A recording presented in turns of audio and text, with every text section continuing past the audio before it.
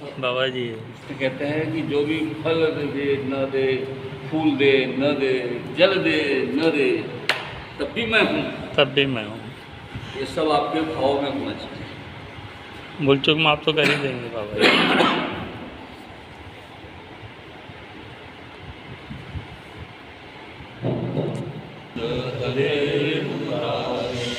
हे नाथ नारायण वासुदेव, श्री कृष्ण गोविंद हरे मुरारी। हे नाथ नारायण वासुदेव, श्री कृष्ण गोविंद हरे मुरारी। हे नाथ नारायण वासुदेव, गोपाल कृष्ण भगवान की जय। तो ऐसा है, पिछले सत्र में हमने चर्चा की थी 47-48 श्लोक तक, समत्वम योग उच्चते, यहाँ तक हम लोग आए हैं। तो मैं अभी 53 श्लोक तक मैं श्लोक पढ़ लेता हूँ, उसका हिंदी अर्थ बता देता हूँ। फिर गुरु जी जो अपने ज्ञानेश्वर माउली ने लिखे हुए हैं वो आप पढ़ेंगे, लेकिन फिर उसको मैं हिंदी में उस मूवी का अर्थ क्या है वो हिंदी में बता दूँ, ठीक है जी। अपन ऐसे चर्चा में करेंगे, पिछले वाला आप नहीं थे। अरे गुरु जी के साथ में बहुत ज्ञान की बातें हो गई। अरे वाह, अरे मतलब इनको तो मुखोद्गत झाला असेल ज्ञानेश्वरी पाठत असेल काय काय, ठीक आहे, नो प्रॉब्लेम। तसं आपल्यालाही पुढे स्वरूप पाठ आहे, शेवटी आपण वाचत वाचत पढ़ते पढ़ते समझते जाएंगे। अभी नागपुर में गुरुवार को हुआ, हाँ गुरुवार को शुरू हुआ। और वहाँ पे उन्होंने क्या किया कि अभी आप नहीं जाने वाले थे, मतन साहब नहीं जाने वाले थे, तो मेरे साथ कोई भी होना चाहिए अतिथि करके। तो उन्होंने इस्कॉन वालों के लोगों से, इस्कॉन से एक पंडित गुरु जी को बुला लिया, स्वामी जी को बुला लिया था। वहाँ प्रभु कहते हैं, हम कहेंगे तो उनको प्रभु कहेंगे, वो अपने आप को दास कहेंगे, ऐसी सिस्टम है वहाँ। तो उन्होंने भी, मैंने कहा कि मुझे तो अगले हफ्ते से बोलना है इनॉग्रेशन में, आप बोल दो। तो उन्होंने पूरा 1 पौन घंटा उन्होंने पूरी गीता मतलब पहले अध्याय से लेकर 18 अध्याय तक समझा दिया। तो उनको याद है, अच्छा वो भी भूल गए थे कुछ श्लोक, मैं भूल रहा हूँ श्लोक मतलब। तो उनको कंठस्थ होने के बाद में भी बहुत सारी चीज़ भूल सकते हैं। अपने तो कंठस्थ नहीं किया है, अपन पढ़ते हैं और समझते हैं। तो पढ़ना और समझना सिर्फ उनका, अपने जो अपन श्रीमद् भगवद गीता पढ़ रहे हैं और वो जो इस्कॉन की सिस्टम जो है, थोड़ा सा फर्क ऐसा है कि उन्होंने कृष्ण को अपना आराध्य माना है। हरे राम हरे कृष्ण कहते हैं, कृष्ण को आराध्य माना है और कृष्ण की ही मूर्ति रहती है उनके साथ, पूरा कृष्ण भाव, और उसका नाम ही है इस्कॉन का, कृष्ण कॉन्शियस, ऐसा शब्द है उनका, कृष्णा कॉन्शियस। तो एक्चुअली कृष्णा को उन्होंने किया है प्रमुखता के साथ, और उसके साथ केवल उन्होंने भक्ति योग को बताया। यानी अपने बाकी सब ग्रंथों में जहाँ अपनी जो गीता प्रेस वाली गीता का जो अपने पास किताब रहती है, तो उसमें क्या होता है कि अपन परमात्मा तत्व कहते हैं, हर जगह परमात्मा तत्व कहते हैं, और वो उसको वो कृष्ण तत्व कहेंगे हर जगह पे। और पूरा विषय उनका भक्ति का रहता है। थोड़ा सा मेरा उनके साथ में वाद जैसा भी हुआ जब मैं बोल रहा था कि भक्ति के अलावा, भक्ति के अलावा भक्ति, अरे मैंने बोला गीता में ज्ञान भी बताया है, कर्म भी बताया है, दोनों की परफेक्टनेस जो है, परफेक्शन इसको बोलेंगे, वह भक्ति में परिणित होती है, यहाँ तक बराबर है। कर्म भी भक्ति में परिणित होता है। ज्ञान होने के बाद में भक्ति और ज़्यादा बढ़ती है, क्योंकि पता लग गया कि परमात्मा क्या है। ये ज्ञान हुआ तो मन में तो प्रेम जागेगा। पूजा का कर्मकांड करते करते भी भक्ति बढ़ेगी ना, क्योंकि आज हम लोग थोड़ा ज़्यादा हो कम करें, हेलो, इसलिए तो अगर कंठस्थ पढ़ते पढ़ते जाएंगे, अपन लोग कर रहे हुए तो दुरेन ह्यवरम कर्म बोध योगा धनंजय बुद्धो शरम अच्छिन्नम कृपना हेलो फल हेतु। तुम जो समत्वम योग उच्चते पिछले अध्याय में कहा, पिछले श्लोक में कहा है, उसी को आप करो समत्व योग से, यानी बुद्धि और मन का योग जहाँ होगा तो जाके समत्व भाव चित्त बनेगा उसका। इसमें समत्व भाव निर्माण होगा कब? मन और बुद्धि। क्या है मन को? तो उदाहरण बताया अपन ने कि मन ये इंद्रिय जो है बड़ा चंचल है, भटकते रहता है, दौड़ते रहता है, और उसके वेग का वेग की भी कोई सीमा नहीं है मन के वेगों की। तो एक चर्चा सत्र में एक मनीष को एक मैंने टीवी कार्यक्रम देखा था, उसमें भी ये है कि मन का वेग सबसे ज़्यादा वेगवान कौन है? तो मन है, ऐसा मनीषी उत्तर देते हैं।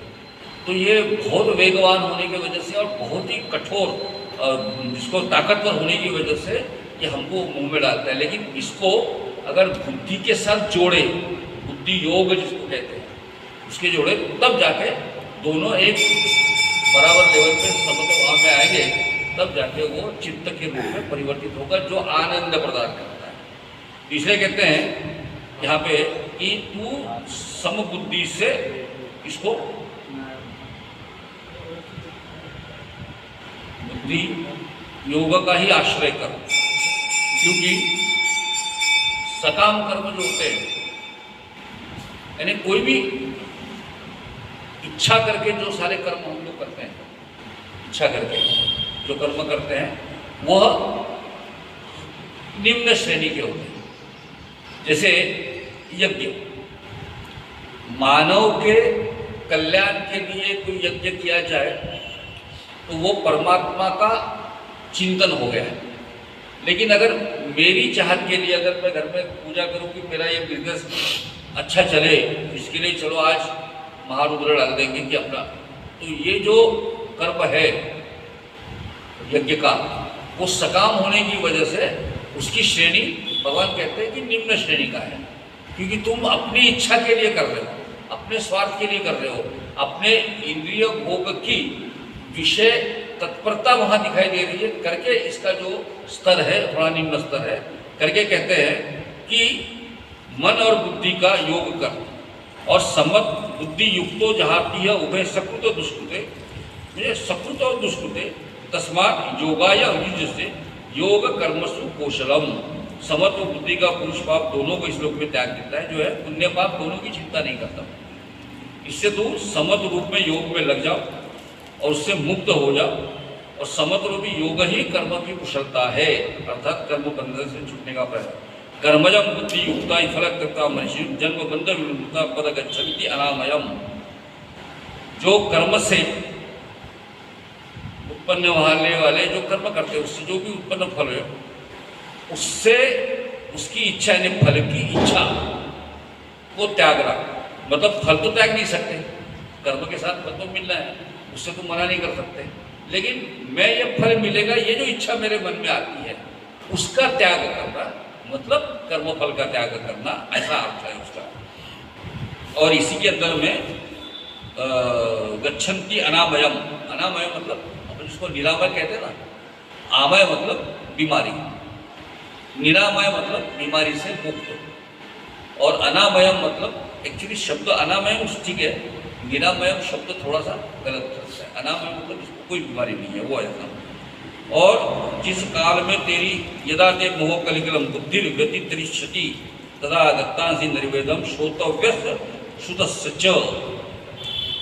तो इस इंद्रियों भोगों की दलदल से तेरी बुद्धि इस मोह से जब बाहर निकल जाएगी तो तू सुने हुए श्रोतव्यस्य श्रुतस्य च, ये दो शब्द है। श्रोतव्यस्य मतलब इस जगत में जो जो तुमने सुना हुआ है वो जिसके बारे में तुमने, क्योंकि देखो ये सारे इंद्रिय भोग का जो विषय है वो तो हमें सुन के पता लगता है ना। बचपन में हमारी माँ कहती है बेटे ये मीठा है, बहुत अच्छा है, तो उसका मीठापन जो है हमको किसने बताया हुआ है। ये देख चित्र देख कितना बढ़िया है, ये हाथी देख यानी बचपन से हमको हर चीज़ के बारे में माँ बताते रहती है। तो जो भी इंद्रिय भोग है हमारे साथ जुड़े हुए, वो सुन सुन के हमारे तरफ आते हैं और हमारी इच्छा को जागरूक करते हैं। और श्रोतव्य से मतलब जो इस धरती से ऊपर के हैं, इस लोक के ऊपर के, तो हमको भी बताया जाता है ना कि तू अच्छे कर्म करेगा तो स्वर्ग मिलेगा, बुरे कर्म करेगा नरक मिलेगा। तो ये जन्म नरक और जन्नत स्वर्ग की जो स्थिति है, वो स्थिति भी हमको लोगों ने बताई, पंडितों ने बताई, हमारे बड़े बूढ़ों ने बताई। तो ये श्रोतव्य से शुद्ध सच्च है इसका। और भांति भांति वचनों से शुद्धि विपर प्रतिपन्ना ते साते दिशला समाधाव अचला बुद्धि तथा योगम वापसी। तो तेरी बुद्धि जो है अलग अलग वचन लोगों की बात सुनकर तेरी बुद्धि जब विचलित हो जाती है, तो उसको तू स्थिर कर योगम वापसी ते यदा शाश्वती निश्चला, शाश्वती मतलब निश्चल अचल, ऐसी स्थिति को तू वहाँ पे आओ। ऐसा ये 53वें श्लोक तक जाएंगे। अभी इसको हम लोग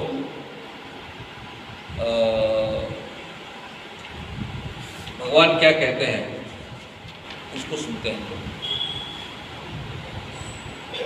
मैं वास्तव मैंने ऐसे तो नए स्टाइल का मेरा सोचा इसमें कि पहले अपन ये पढ़ लेंगे उनका श्लोक, उसका अर्थ जो दिया है वो पढ़ लेंगे, ठीक है। उसके बाद माउली अपने ओयो में क्या कहती है वो सुन लेंगे, उसका अर्थ जान लेंगे और उसका निरूपण करेंगे, ठीक है। इस तरीके से मुझे परसों इनके साथ चर्चा के बाद मेरे समझ में आया कि ये हम लोगों ने कैसे जाना चाहिए, ठीक है। क्योंकि होता क्या है कि अपन एकदम पढ़ना शुरू कर देते हैं और उसमें फिर जो मेरे कभी कभी लगता है कि माउली ने जो विवेचन किया है उसके ऊपर अपन विवेचन करना, पिछले बार भी बोला, ये बहुत बड़ी बात है। यानी उद्दंडता बोले ना हमारी, दुष्टता बोले हमारी, जब माउली के वचन को फिर विवेचन में डालना। लेकिन अपने को समझना है तो दोनों तरफ से समझना है। तो इसमें कहते हैं तो बुद्धि योग विवरिता, विवरिता मतलब जो बीच में अलग अलग ढंग से अपन जिसके बारे में चर्चा कर सकते हैं। जो बुद्धि योग विवरिता बहुते पांडे पार्था दिसे ही अरुता, ऐसा था अभी भी कर्म भाग परि तेज कर्म आचरिजे त्रिधा योग विभाविजे जे कर्म सहजे योग स्थिति मनोनि बुद्धि योग सगरु तेथे अर्जुना परि विषा माजीपति कोई स्थिरु मने करी अवेरु फल हेतु था जे बुद्धि योगा योजिले तेजी पारंगत जाहले ये उभय बदी सांडिले पाप पुण्य। अब इसको गुरु जी कहते हैं कि बुद्धि योग का अगर विचार किया तो बुद्धि योग का विचार करता है तो तेरे लिए ऐसा लगता है कि ये कर्म योग जो है वो अभी अभी की बात है। क्योंकि बुद्धि योग की बात तो बहुत पुराने जमाने से अलग अलग ढंग से मनीषियों ने कही, लेकिन अभी तू कर्म भाग जो है उसके बारे में तू जो सोच रहा है अपना कर्म कैसा होगा, ये सब अभी अभी की बात होगी। लेकिन जो कर्म कांड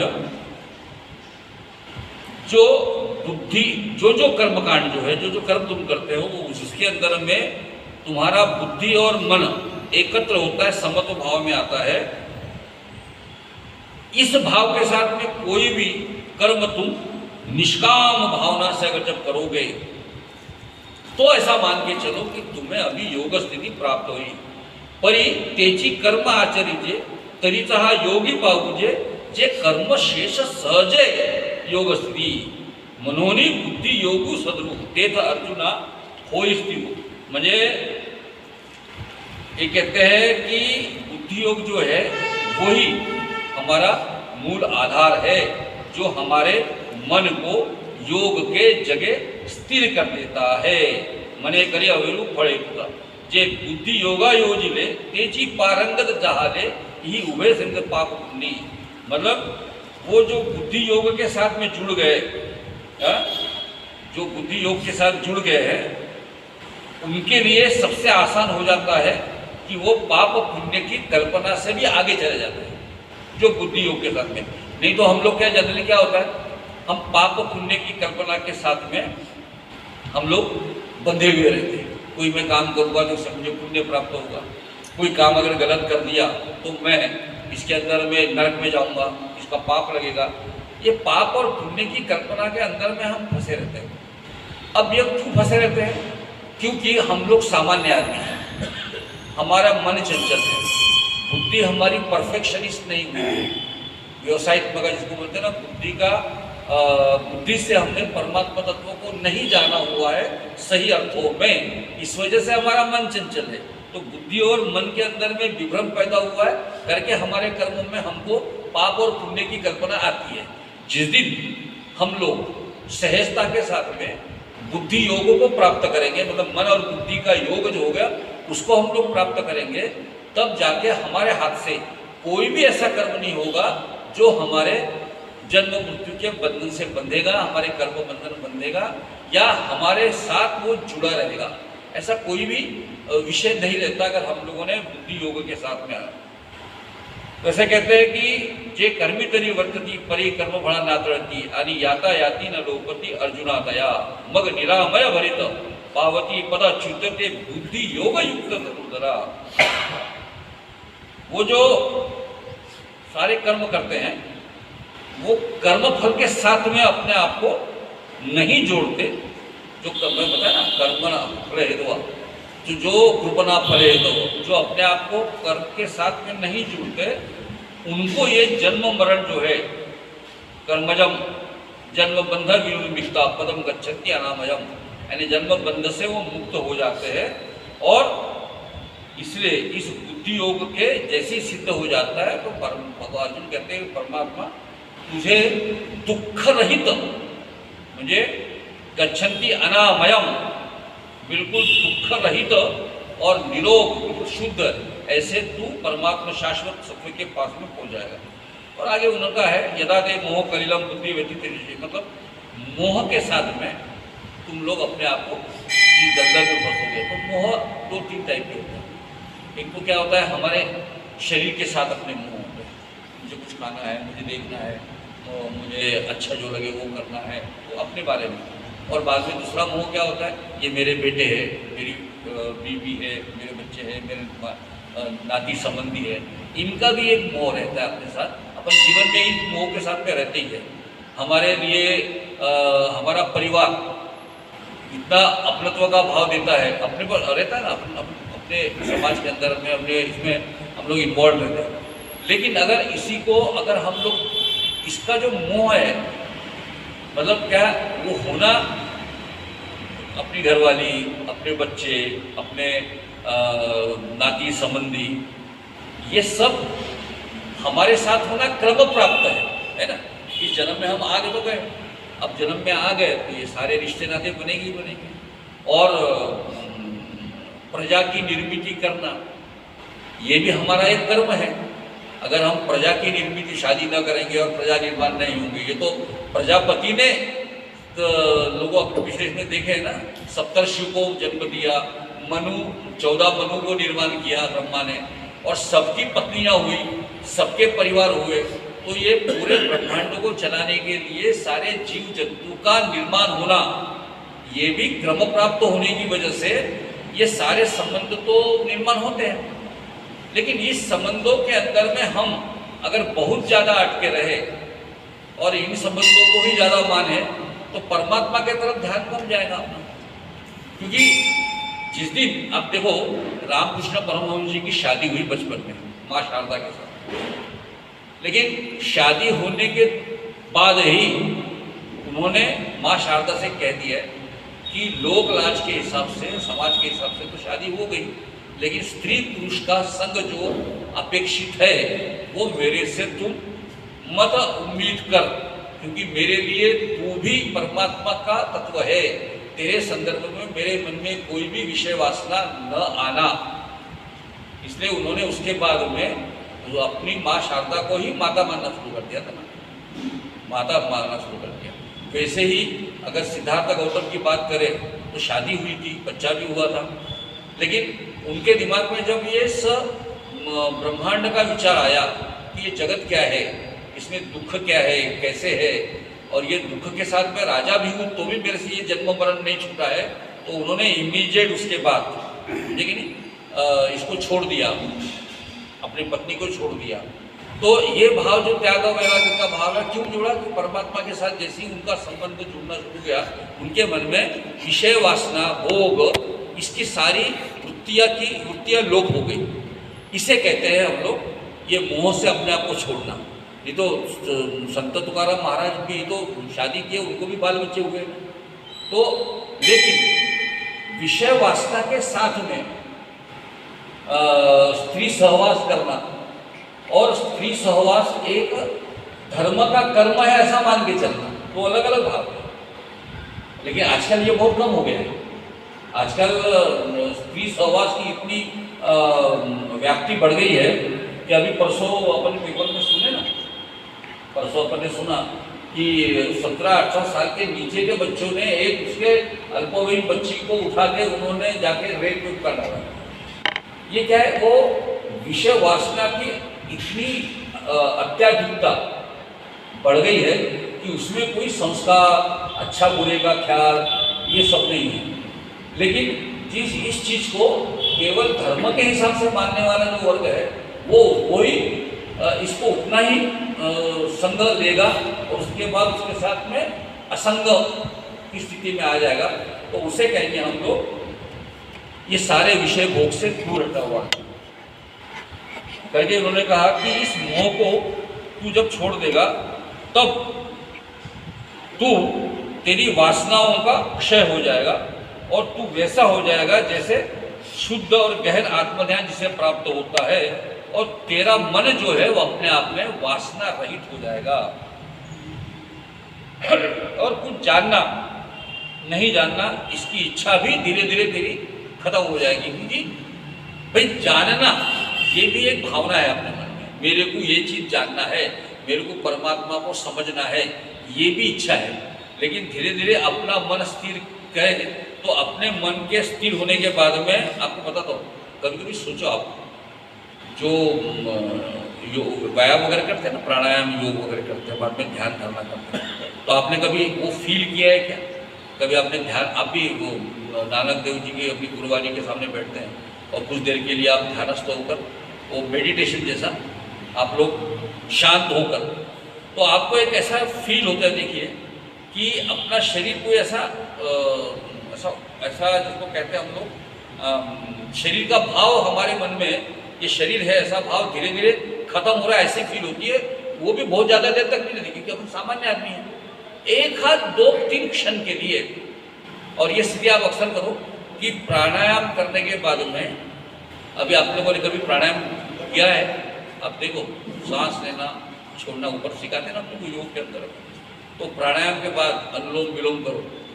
तो अनुलोम विलोम करने के बाद में जब हम लोग शांत हो जाते हैं, उसके बाद एक स्थिति ऐसी आती है, समझे कि नहीं, जिसमें हमारा शरीर सांस नहीं लेता, बहुत ज़्यादा देर तक नहीं लेता हूँ। शांति से अगर बैठो आप प्राणायाम करते करते, और सांस लो छोड़ो, सांस लो छोड़ो, अनुलोम विलोम करो या भस्त्रिका प्राणायाम करो, जो भी प्राणायाम के प्रकार है वो करो। उसके बाद क्या होता है, एक क्षण ऐसे आता है कि जब वो उसको रोक देते हैं, तो उस रोकने के बाद में हमारा मन इतना ये हो जाता है कि दूसरी सांस भी लेने की इच्छा अपना शरीर नहीं करता, और फिर 1, 2, 3, 5 सेकंड के बाद में सांस उठती है। ये अनुभव आपने किया होगा। तो वैसे ही जो मेडिटेशन का भाव कराएगा ना, तो उस भाव में फिर अपने आप अंदर का जो आत्म तत्व है वो परमेश्वर की इस पूरे ब्रह्मांड के तत्व के साथ में मिलने का जो कार्यक्रम होता है, उसका आनंद आएगा। लेकिन हम सामान्य आदमी हैं, अपने सब नहीं करते, क्योंकि हमारे मन में शरीर का क्रिया का लोभ मोह सब है, अपने इतने उच्च लेवल पे नहीं पहुँचे। लेकिन अगर जैसे जैसे इस मार्ग में बढ़ेंगे तो आपको इस मार्ग के आनंद का पता लगेगा। ऐसे भगवान कहते हैं कि जैसे जैसे तुम अपने आप के इंद्रियों के इंद्रियाजी संगति जे पशुभूत से मति स्थिर हुई मांगूंगी आत्मस्वरूपी, जैसे जैसे तुम्हारे इंद्रियों के सहवास में जो अपने मन के चंचलता को जो जिसको कहते हैं हम लोग अनेक शाखाएं प्राप्त होती है इंद्रियों के कारण, मन के कारण, उसको तुम या आत्मा स्वरूप का भान होते बराबर तुमको उसका आनंद मिलेगा। और ऐसी आत्म समाधि लगेगी जिसमें आपकी बुद्धि जो है शांत स्थिर होगी, और वो ही सही योगावस्था है। बड़ा सुंदर उदाहरण सब जगह इन्होंने कहा है कि ऐसी आत्मा स्वरूपी स्थिति, मतलब यहाँ पे जो है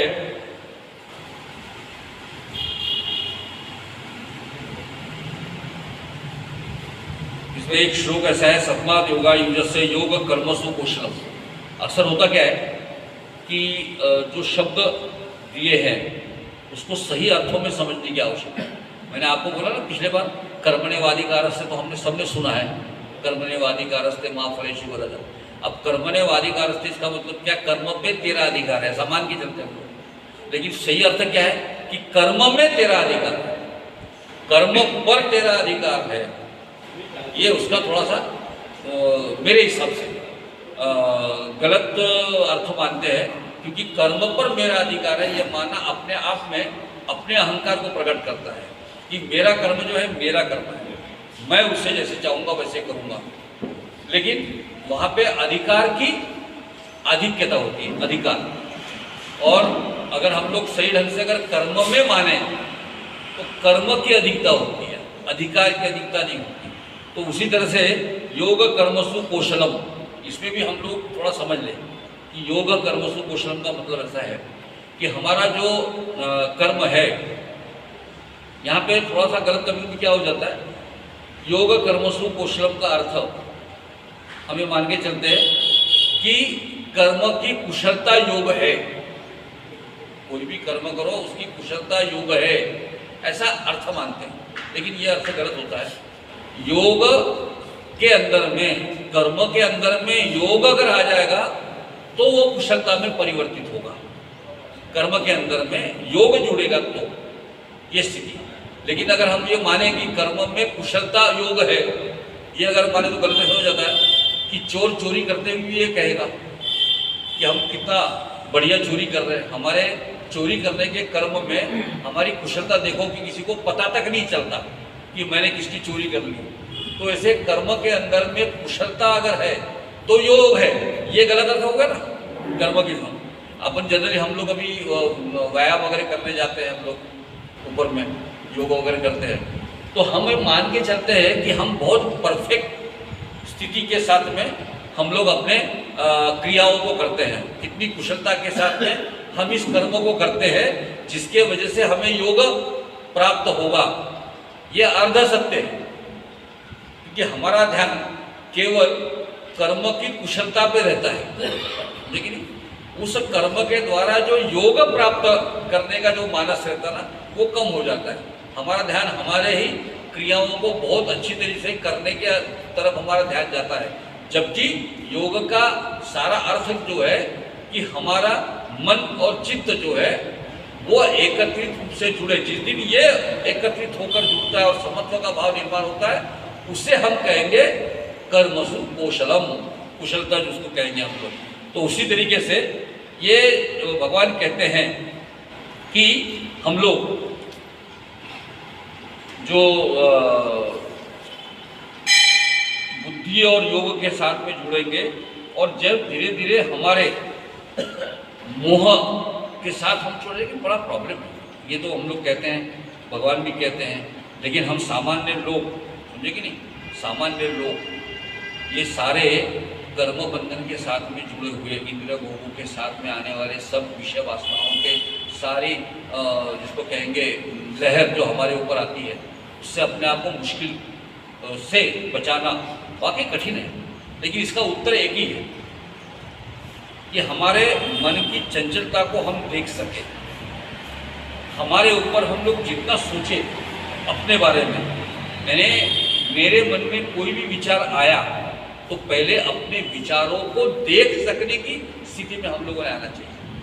जैसे मेरे मन में गुस्सा आया, घर में कोई सड़क पे कोई घटना हुई और मन में गुस्सा आ जाता है, तो गुस्सा आने के बाद में मेरा ध्यान मेरी तरफ जाना चाहिए कि मुझे गुस्सा कैसे आ रहा है।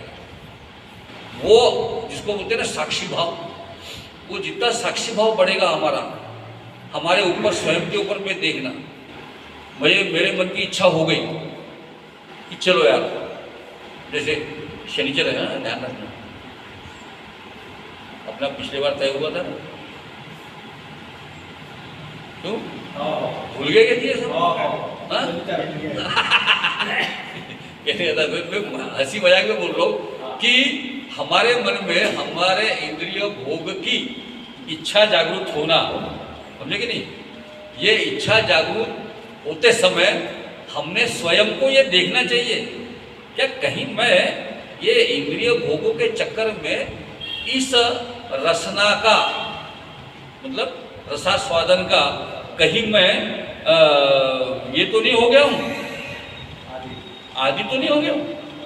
मैं बताता हूँ आपको कि अपने मन में बहुत ज़्यादा हम लोगों की आदत किसी चीज़ की बढ़ गई, रेगुलर बड़ा अच्छे हो जाता है। देखो हर संडे को तो अपने को पाटोड़ी की सब्जी होना चाहिए, चिकन होना चाहिए।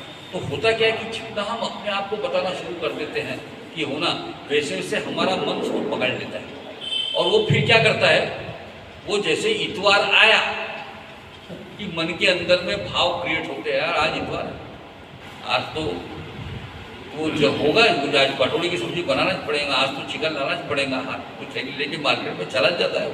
अंदर की घंटी बज जाती है, अंदर की घंटी बज जाती है। हाँ, क्योंकि वो अंदर की घंटी को हमने तो बांधा है ना, ये अंदर की घंटी को बांधा हमने है, उसको बजाने का काम अब हमने किया, और एक बार हमने उसको बजाना शुरू कर दिया, वो तो घंटी है, वो स्वयं में बजना शुरू कर देती है, समझे कि नहीं? तो उस समय अपने आप को देखना कि नहीं यार ये गड़बड़ है। और मैंने अनुभव किया है कि देखो मैं बहुत बार, कुछ लोग नहीं खर्रा खाते, वैसे मैं तंबाकू खाता था, तो मैंने अनुभव किया कि चाय पीने में, जैसे किसी ने पूछा यार ये खाना बड़ा गड़बड़ है, कोई बता देता है यार ये तंबाकू खाना था, तो हम तो समर्थन कह देते नहीं मैं तंबाकू ज़्यादा नहीं खाता, जब चाय वाय पीता हूँ तभी मुंह खराब होता है, तभी खाता हूँ। देखो ये इसको मैंने अनुभव किया है कि आदमी अपने आप को बेवकूफ़ कैसे बनाता है, समझे कि नहीं? मैं तो तंबाकू खाता हूँ, चाय बस चाय पीता हूँ तब खाता हूँ, और उसके बाद क्या करता हूँ, चाय बार बार पीता हूँ। मैं ये बताना नहीं चाहता कि मेरे को तंबाकू की आदत है, समझे कि नहीं? वो अपने आप को बताना नहीं चाहता तंबाकू की आदत है, लेकिन मैं बार बार चाय पीता हूँ, और बार बार चाय इसलिए पीता हूँ क्योंकि मुझे तंबाकू खाना रहता है करके मैं बार बार चाय पीता हूँ। तो मूल कहाँ पे हमारा, वो गलत व्यसन के, लत के तरफ। तो हमारे इंद्रिय की जो इच्छा है, कामना है, समझे कि नहीं, वो हम लोग इस तरह से अपने आप को ढाल लेते हैं। लेकिन इसका अर्थ एक है कि अगर हम जैसे अपने मन को किसी विषय के साथ जोड़ सकते हैं, वैसे ही तो हमारे अंदर में सेम ताकत है कि हम अपने विषय से अपने आप को अलग हटा सकें। तो ये जो शक्ति है परमात्मा ने हमारे अंदर में दी हुई है कि हम किसी के साथ जुड़ सकते हैं, तो किसी के साथ अपने आप को तोड़ भी सकते हैं। तंबाकू खाता का मतलब, हाँ, तंबाकू खाता का मतलब चाय पिल्यानंतर, काय चाय पिल्यानंतर आता तंबाकू खाता का मतलब? नाही अच्छा तो माझा आठवण राहिला विषय, पण जेव्हा माझ्या लक्षात आलं, जब मेरे ध्यान में आया कि यार मैं तो यार अपने आप को बेवकूफ़ बना रहा हूँ। हाँ, कल मेरे को साहब मिशन ने बताया कि तो बहुत खाते हो, तो मैंने घर में बता दिया नहीं मैं तो एक बार सुबह चाय पिला दी तभी मैं खाता हूँ तंबाकू, लेकिन यहाँ तो मैं सुबह बैंक जाता हूँ, फिर चाय पीता हूँ, फिर 2 घंटे बाद फिर चाय पीता हूँ, फिर 2 घंटे बाद फिर चाय पीता हूँ। यार ये तो मैं अपने आप को बेवकूफ़ बना रहा हूँ, समझे कि नहीं? और जैसे ही मेरे समझ में आया मैंने छोड़ दिया। ऐसे कई भाव मोह के क्षण जो है ना सर, वैसे छोड़ते आया। मेरे मन में जैसे विचार आता है मेरे मन में कि ये आदत जो है ये मुझे अपने कंट्रोल में ले रही है, ये आदत धीरे धीरे बनते जा रही है, तो इमीडिएट उसके अंदर में, मेरे अंदर में रिएक्शन क्रिएट होती है। आप अगर प्रयास करो तो आपके अंदर में भी हो सकती है, सबके अंदर में होती है, क्योंकि आदमी परमात्मा ने वो ताकत दी हुई है, इसलिए मैं इमीडिएट छोड़ देता हूँ। एक जमाने में हम लोग जैसे थे, हाँ, ज्ञानेश्वर महाराज महाराज म्हणतात हां तो रसेंद्रियाचा अंकिला जो रसेंद्रियाचा अंकिला अंकिला हा निद्रेची जी योगी कला तो नाही म्हणली त्याला अधिकारी आहे ती अधिकारी नाही म्हणतो हा. जो रसेंद्रियाचा जो तोंड्याच्या चवी रसनेंद्रियाचा रसेंद्रियाचा हा. अंकिला म्हणजे तो त्याच्या अधीन झाला आहे तो हा. याचे अधिकारी नाही आहे म्हणतो नाही नाही. तो म्हणजे आणि ज्ञानेश्वर माऊलींनी तर आपल्या ह्या याच्यामध्ये सर्वात मोठी इंद्रियाची इच्छा जी आहे ना कामेच्छा ती सर्वात मोठी आपल्या जिभेचीच सांगितलेली आहे. तुम्ही जे सांगता ना ते मी आता वाचलं ते म्हणजे सर्वात जास्त जो त्यांनी सांगितलं आहे की म्हणजे डोळ्यांचा भोग कानाचा भोग एकदाचा कमी आहे. त्याला स्वतः कान का मोह बहुत कम है, आंखों का मोह बहुत कम है. मतलब बहुत बार अपन कोई चीज़ नहीं देखना चाहते तो आंखें बंद करके सो सकते हैं, समझे कि नहीं. बहुत बार कान को नहीं सुनना तो बंद भी कर सकते, जानते यार मैं नहीं सुनता बंद कर. लेकिन ये जबान जो है ना, जबान रसनेंद्रिय, इसके दो परिणाम है जी. रसनेंद्रिय के दो परिणाम, तुमचं बरोबर म्हणणं आहे. रसनेंद्रियाचे दोन परिणाम आहेत.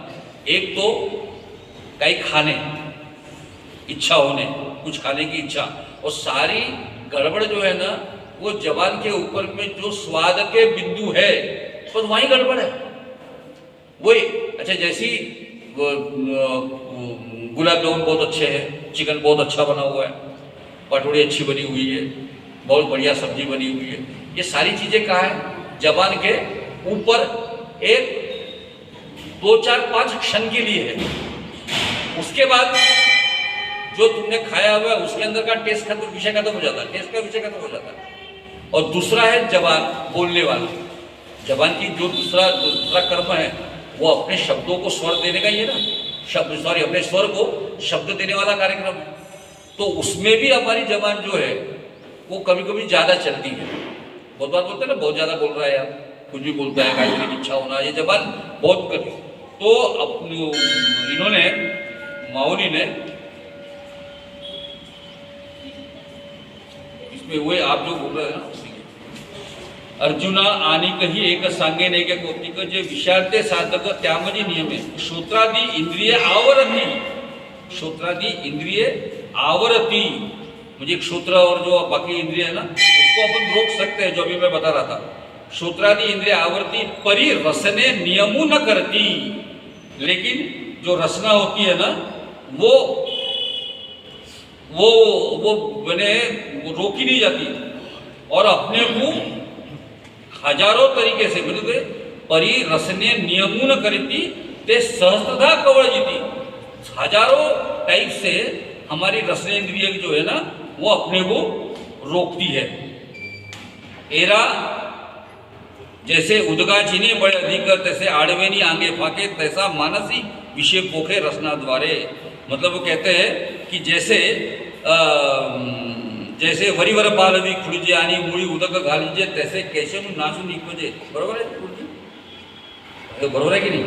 म्हणजे एखाद्या झाडाला जर संपायचं असेल, समजलं की नाही, तर झाडाला संपायचं असेल तर फक्त पालवी तोडल्यानं झाड समाप्त नाही होत. तुम्ही दररोज पालवी तोडाल, झाडाची पानं तोडाल आणि त्या मुळाला पाणी टाकत जाल, म्हणजे की नाही, तर हे होत नाही. असा तो जो विषय आहे तो जर जेवढा आपण आवरला स्वतःला आणि आवरू शकतो आपण.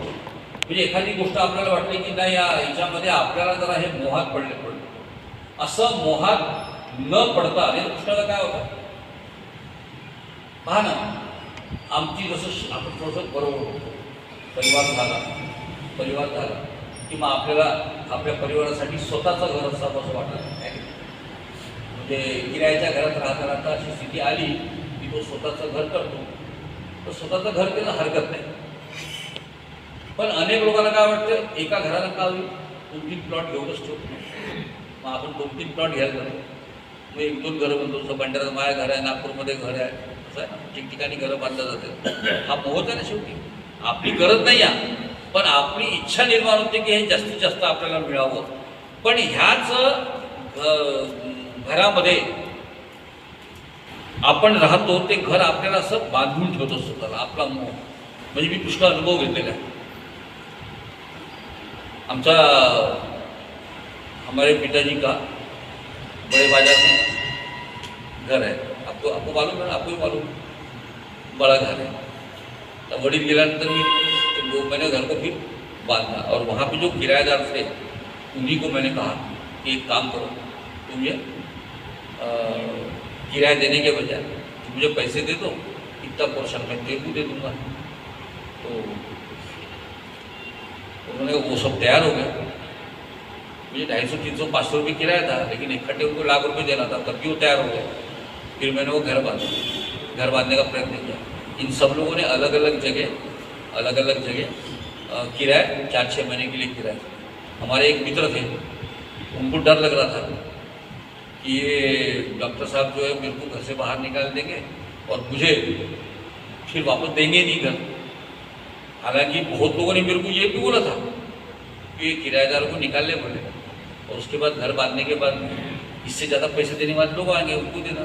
लेकिन मैंने उनको ये बोला था कि बहुत सालों से किराएदार इस दुकान पे रहते भाई, अगर मैं इनको निकाल के बाहर रहने के लिए छूँ और बाद में उनको न आने दूँ और फिर किसी दूसरे को जगह बेचूँ, तो इन लोगों की जो आत्मा उस मिट्टी गारे में फंसी हुई है ना भाई। अपना घर जहाँ पर बनते ना, समझे कि नहीं, उस घर में भी हमारा मन जो है, आत्मा जो है, उस घर की एक एक दीवारों के कन में रहता है जी। दीवार वो खाली अपन जिस दीवार को मानते हैं ना कि जिसमें निष्प्राण है, दीवारें भी निष्प्राण नहीं होती सर, दीवारों में भी जान होती है।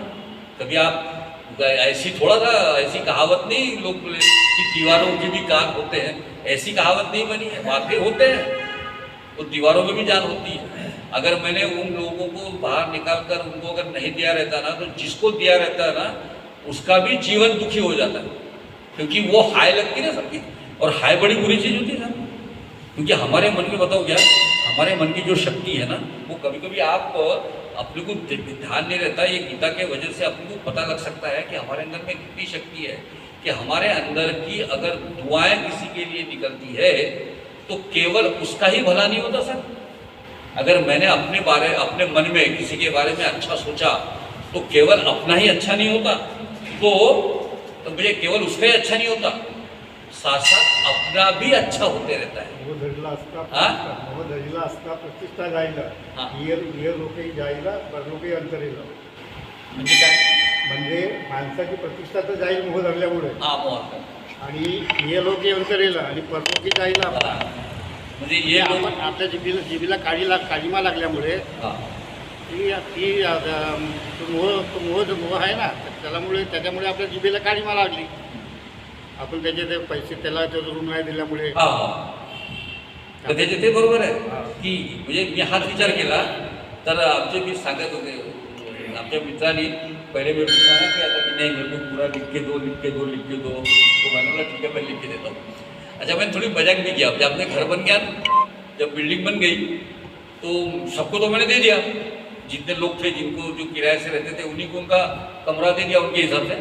जिसने मुझे लिख के मांगा था ना उसको मैंने बोला भैया देख, तूने मेरे पे भरोसा नहीं किया, सबको तू दे दिया मैंने. अब तूने जो कागज बनाया है, अब तू एक काम कर, ये कागज के सहारे जो है वो तू हासिल करके देख. अपन देखेंगे मतलब कोर्ट कचहरी में तू कर तो ले. तो बड़ा परेशान हो गया, बड़ा दुखी हो गया. फिर उसने अपने मित्र परिवार को बोला. वो मित्र परिवार सारे मेरे भी मित्र परिवार थे, सब जुड़े. और मैंने कहा कि भैया तेरे को मजाक मैं कर रहा था, तेरे को बता रहा था कि ये मेरी इच्छा जो है वो तो देने की थी तेरे को, लेकिन तू मेरे में भरोसा नहीं कर रहा था यार, करके तेरे को बता रहा हूँ कि भरोसा करना सीख ले. आदमी दुनिया में सभी गलत नहीं होते यार. तू अच्छा है करके मैं अच्छा हूँ, और मैं अच्छा हूँ करके तू अच्छा है. यानी हम लोग जो है ना, हम लोग हमारे मन के अंदर में अगर अच्छाई का भाव रखे, समझे कि नहीं, तो सामने वाले भी हमको ऐसे ही अच्छाई के भाव वाले मिलेंगे, समझे कि नहीं. और हमारे मन में अगर ज़्यादा भाव बुराई का आएगा ना, तो हमारे जीवन में भी हमको मिलने वाले लोग वैसे ही पूरे लोग ज़्यादा रहेंगे. अनुभव कर लो आप, करके अपने बारे में हो सके जितना हो सके उतना किसी के बारे में बुरा मत सोचना. ये श्रीमद् भगवद गीता कहती है, क्योंकि उनको कहते हैं कि जो भी है मेरे ही अंश सब जगह पे है ना. तो मेरे अंदर में भगवान का अंश है, तो आपके अंदर में जो प्राण तत्व है वो किसका अंश है? वो भी तो भगवान का अंश है। अगर मैं किसी के बारे में गलत सोचूं तो मैं सोच किसके बारे में रहा हूं? परमात्मा के बारे में सोच रहा हूं गलत। अपने बारे में भी गलत सोच रहा हूं तो किसके बारे में सोच रहा हूं? तो परमात्मा के बारे में सोच रहा हूं।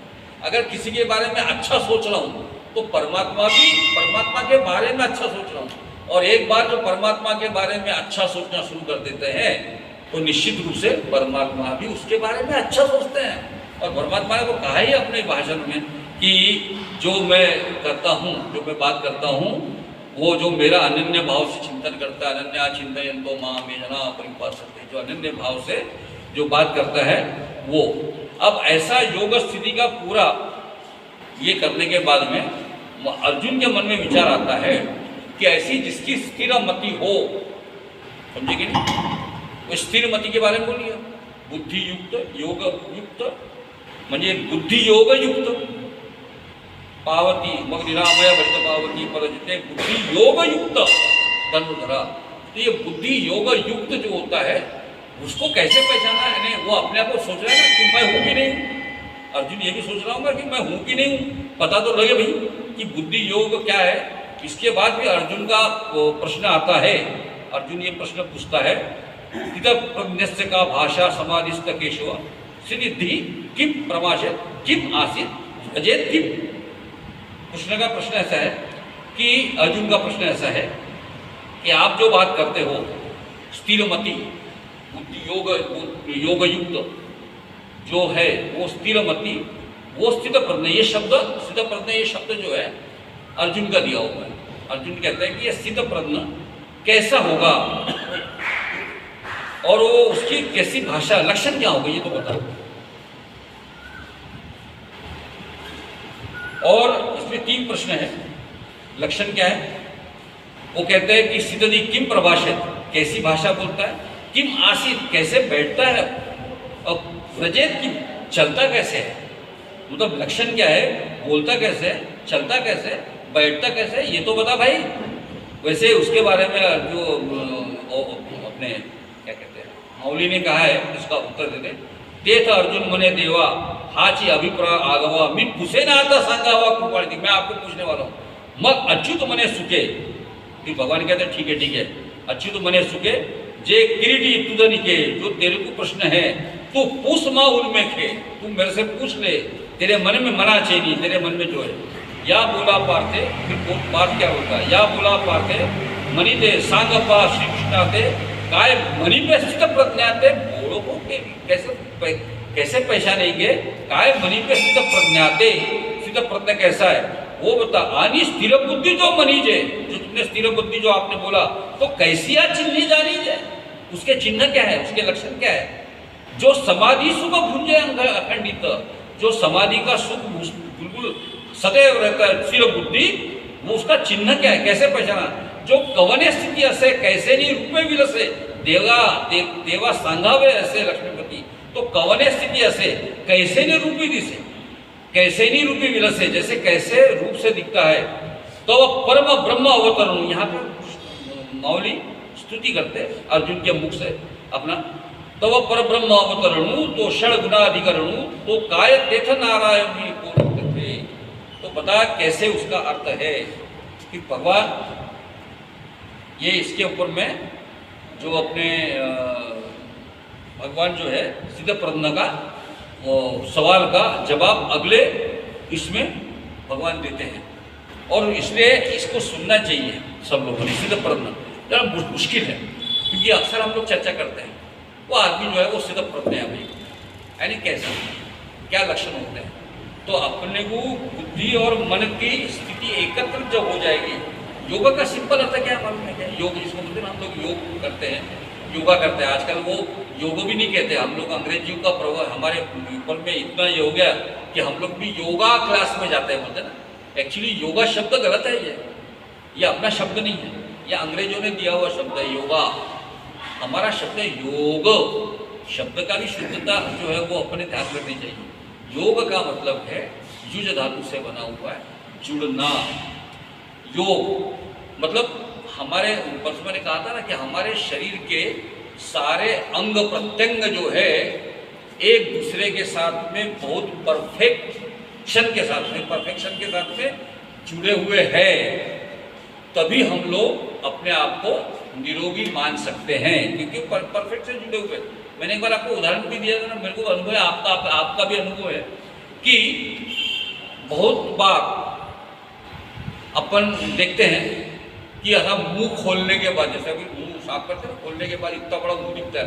मैंने उदाहरण बताया, इतना बड़ा मुंह दिखता है, ऐसा लगता है कितना बड़ा था वो आवरण है मुंह का, लेकिन जैसे ही ये बंद हो जाता है तो जबान, दांत, तालू, गाल इतने परफेक्शन में जुड़ जाते हैं कि इन सबके बीच में इतनी सी भी जगह नहीं बचती है ना, क्योंकि इतनी सी भी जगह अगर बचे तो मेरे मन के दांत में फंसा हुआ अन्न का कण या जबान पे अगर कोई छोटा सा बाल भी मूछ का बाल वगैरह जैसे जबान पे आ गया, समझे कि नहीं, तो जब तक मैं उसे निकाल न लूँ दांत का, अगर मैं बताऊँ ना, अगर आपके सामने हेमा मालिनी जी भी आकर बैठ गई समझो और आपसे बात करने की इच्छा कर रही हो मान लो, तो भी आप जब तक वो दांत में से वो अन्न का कण निकाल नहीं लोगे ना, तब तक आप उससे बात नहीं करोगे, समझे कि नहीं। वो अगर बोलेगी चल भैया अपन डांस वांस बाद में करेंगे, पहले मेरे को ये निकालने तो दे, ये बोलोगे आप। यानी देखो बाल का इतना सा भी टुकड़ा अगर है तो वो ढूंढ ढांड के हम जब तक निकाल नहीं देते तब तक हमारा मन समाधान नहीं करता। तो अपना इसका उदाहरण मैं इसलिए देता हूँ कि जैसे ये मुंह के हिसाब से वैसे भी हमारे पूरे शरीर के अवयव, समझे कि नहीं, डॉक्टर लोग देखते हैं ना उसमें जब पोस्टमार्टम और करते हैं तो इतने परफेक्शन के साथ जुड़े हुए हैं कि इतना सा भी कहीं थोड़ा शरीर के अंदर में अगर किसी अन्न नलिका के ऊपर में कहीं आ गया तो आदमी बेचैन हो जाएगा, डॉक्टर के पास जाता है, दर्द होता है उसको इतना सा भी, और फिर वो डॉक्टर देखता है तो बोले बहुत छोटा सा कंकर जैसा है, लेकिन नहीं, तकलीफ होती है। तो इतना परफेक्शन में बना हुआ है तब जाके ये शरीर चल रहा है, और इस परफेक्शन में थोड़ी सी गड़बड़ी इधर उधर हुई कि हम लोग सहन नहीं कर पाते उसको, तुरंत जाके उसको ठीक करने का प्रयत्न करते हैं। अपनी गाड़ी भी देखिए, गाड़ी के अंदर में मुझे याद है मेरे पास एक ये थी महिंद्रा की गाड़ी थी, एक जगह कुछ लोगों को ले जाते कहीं तो भी वो पहाड़ी नागजिला के पास उसका गियर बॉक्स मुझे फेल हो गई गियर बॉक्स, तो फिर मैंने दूसरी गाड़ी भेजा, वो गियर बॉक्स उठाया निकाला, मैंने पूरे 2-3 दिन लगे, और पूरे गियर बॉक्स के अंदर में कौन सी चीज़ खराब थी मालूम है क्या? पूरा गियर बॉक्स मुझे उतारने में चढ़ाने में मुझे 2,500 रुपये लगे, उसको ठीक करने में मुझे करीबन 500-1000 रुपये लगे, और जिस चीज़ के वजह वो बिगड़ी हुई थी उसका नाम था कुत्ता, बोलते थे कुत्ता लॉक। एक इतनी सी पट्टी थी, वो गियर बॉक्स के अंदर में आखिरी में एक छोटा सी स्पेस रहती है जहाँ पे वो कुत्ता उसको फिट करता है ताकि पूरा गियर बॉक्स जो है वो लॉक हो जाता है और फिर गियर बॉक्स के हिसाब से घूमता है। वो छोटा सा टुकड़ा टूट गया था जिसकी वजह से गियर बॉक्स फैल गया था, तो उसको लाने के लिए मुझे उस सबको उतारने चढ़ाने के लिए मुझे 5 से 8,000 रुपये लगे, लेकिन वो कुत्ते की कीमत कितनी थी मालूम है क्या? मुझे 5 रुपये में मिला वो कुत्ता, 5 रुपये में। यानी 5 रुपये की चीज बिगड़ गई तो पूरी गाड़ी को खोलकर मुझे ठीक करने के लिए 5 से 8,000 रुपये लगे। तो गाड़ी का कोई भी छोटा सा पूजा भी उतना ही महत्वपूर्ण है जितना गाड़ी महत्वपूर्ण है। वैसे ही इस जगत में परमात्मा ने सारे जगत का निर्माण करते समय जो चीजें बनाई है वो सारी चीजें जो है वो एक दूसरे के लिए, यानी ये समझ लो आप कि हमारे शरीर में अगर परमात्मा ने इतना परफेक्शन रखा होगा तो पूरे ब्रह्मांड में सारे जगत को बनाने के लिए परफेक्शन नहीं रखा होगा क्या? परफेक्शन रखा ही होगा। इसलिए तो हम लोग वैज्ञानिक भाषा में जो स्कूल कॉलेज में पढ़ते हैं ना, तो वैज्ञानिक भाषा में उसको बायोलॉजिकल साइकिल कहते हैं। वो बायोलॉजिकल साइकिल बताते समय ये बताते, हमारे गुरुजी ने बताया कि हर चीज एक दूसरे के लिए पूरक बनी हुई है। अगर कोई एक चीज गड़बड़ा जाती है तो पूरी बायोलॉजिकल साइकिल जो है सृष्टि की बिगड़ जाती है, जो कि आजकल बिगड़ी हुई है, क्योंकि हर चीज एक दूसरे के साथ जुड़ी हुई है। ये पेड़ पौधे जो बनते हैं ना बड़े, वो अपने अपने बनते हैं। हम सब लोग जो सांस लेते हैं, सांस प्राणवायु लेते हैं, और जो छोड़ते हैं ना कार्बन डाइऑक्साइड, वो पेड़ पकड़ लेते हैं, और वो पेड़ का तना हमने छोड़े हुए सांस के कारण बड़ा बनता है।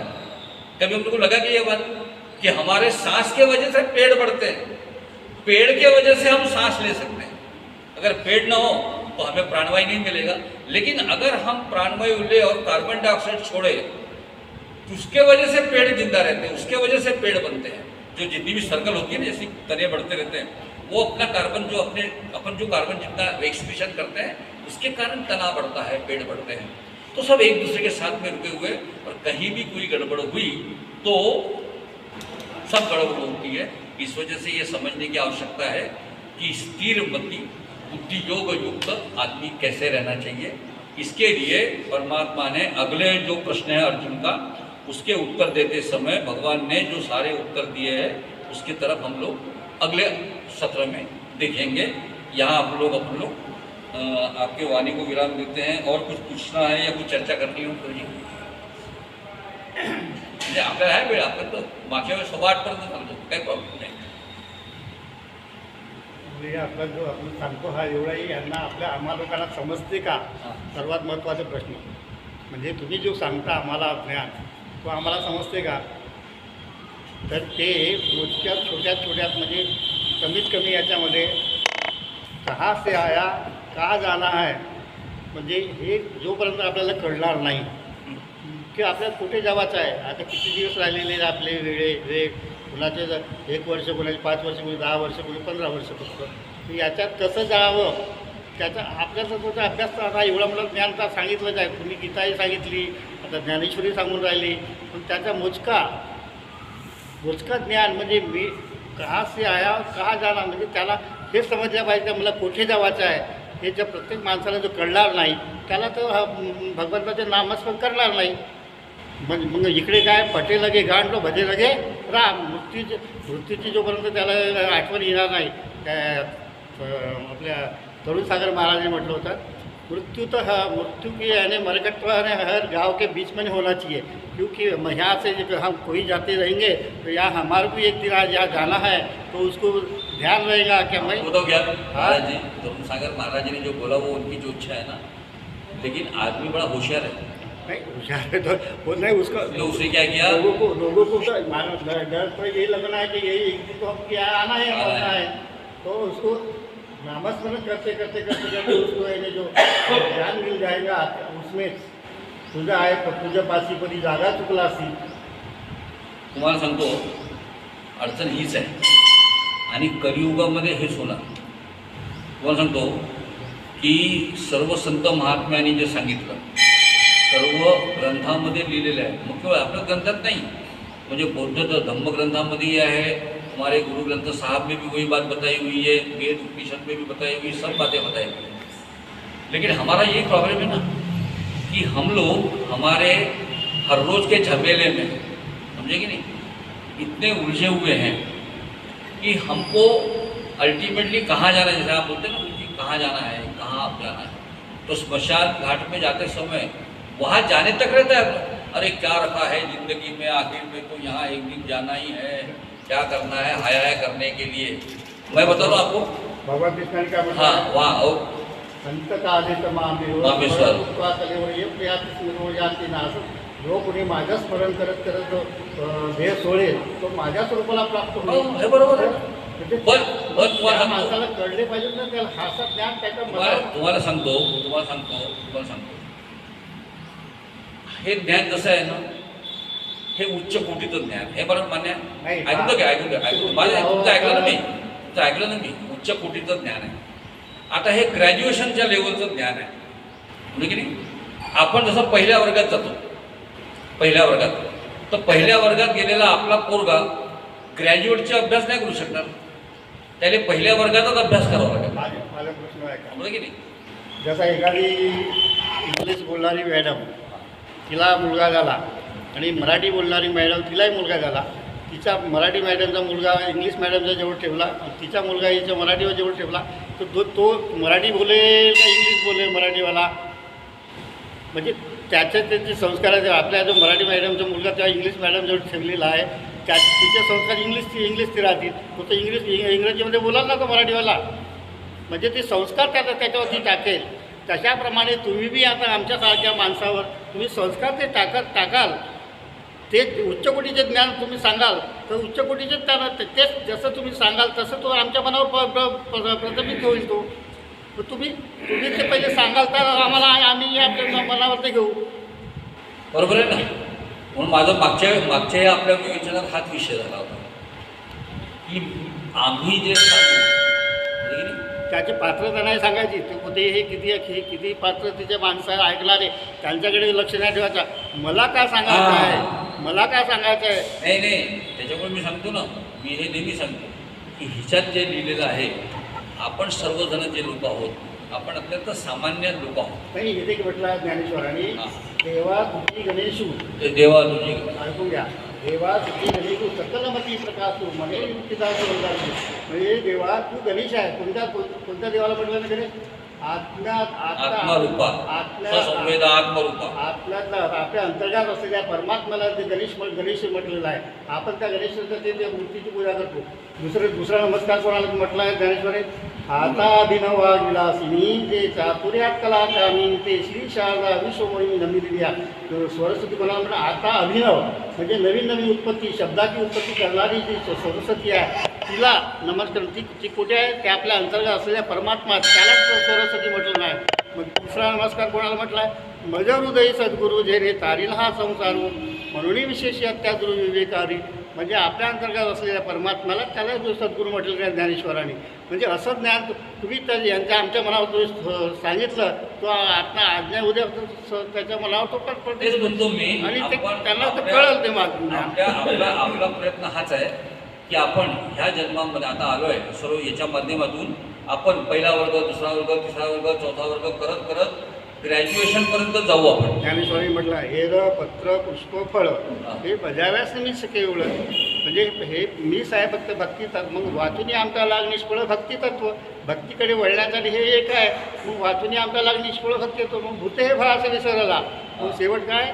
भूते भास विसरला जेची मिची असुरला म्हणून निर्विकार झाला सर्वत्र. म्हणजे निर्विकार होण्यासाठी एक पहिल्या वर्गाची पासून तर. पण आता तुम्ही मॅट्रिकमध्ये गेले, मॅट्रिकमध्ये PhD झाले, पण आता तोच मनरे बोला तोच गा ना. आता हां त्या एखाद्या त्या जसा आपलं रामाच्या आईला भगवान रामाच्या आईला कौशल्यवतीला तिला डोळे पडले होते. पुला जेव्हा ते दिवस होते राम पोटात होता ना, तिला डोळे पडले होते. ते का म्हणे आली रे धनुष्य मारी रे रावणा लंका विवेचना दी. तिला तो तिच्या त्या पोटातला तो भाव होता तो तिला एकदम तोच दिसत होता. म्हणजे त्याप्रमाणे आत्मज्ञानी ऊर्जाला तोच दिसेल का? त्याचा भाव, त्याचा आत्मा तोच हे सर्व आपल्याला जे दिसेल यांच्याचं कोणाचं महत्व नाही. म्हणजे हे काम ईश्वराच्या आपण सांगायचं काम करायचं बस. कोण हा महत्वाचा नाही आहे. आणि माझं हेच म्हणणं आहे की आपण ह्याच्यातून जेवढं जास्ती असं शिकू. शेवटी काय आपण किती समजायचं याच्यामध्ये सुद्धा आमच्या पूर्वजन्मीचे सकृत कामी येतात ना. जेवढे पूर्वजन्मीचे सुकृत असतील तसं आम्हाला समजेल आणि त्या जन्माप्रमाणे समजेल असं आपण ठरवू. जोपर्यंत आता हे तुम्ही म्हणलं काय तो आपले म्हणत होते आम्हाला म्हणजे आमची पुण्यात नाही आता आम्हाला हा ज्ञानच नाही ना. तरी तुम्ही जसा त्या चकमकवर तुम्ही घासणार नाही त्या गोष्यावर तर तुम्ही ते आग कसेच नाही पेटणार. बरोबर. चला आता आपण या थांबू आणि परमेश्वराची करुणा बघू. नाम संकीर्तनम यस्य सर्व पाप प्रणाशनम प्रणामो दुःखशमनम तन्नमामि हरिपरम. नाम संकीर्तनम यस्य सर्व पाप प्रणाशनम प्रणामो दुःखशमनम तन्नमामि हरिपरम. नाम संकीर्तनम यस्य सर्व पाप प्रणाशनम प्रणामो दुःखशमनम तन्नमामि हरिपरम. गोपाल कृष्ण भगवान की जय. चला आरतीला आजची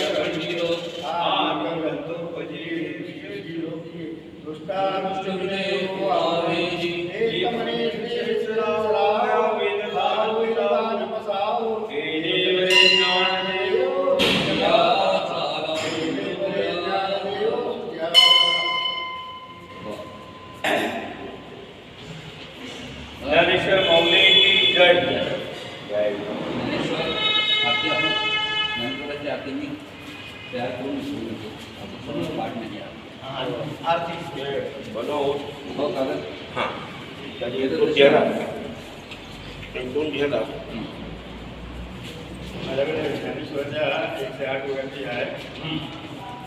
त्या वयामध्ये संपूर्ण ज्ञानेश्वराचा सारांश होतो. ज्ञानेश्वराचा सारांश आहे. काय बाबा करताय कोणी दाखवायचं थांबतात त्यावेळेस त्यांचं पूर्ण ऐकून घ्यायचं. ऐकून तरी बोला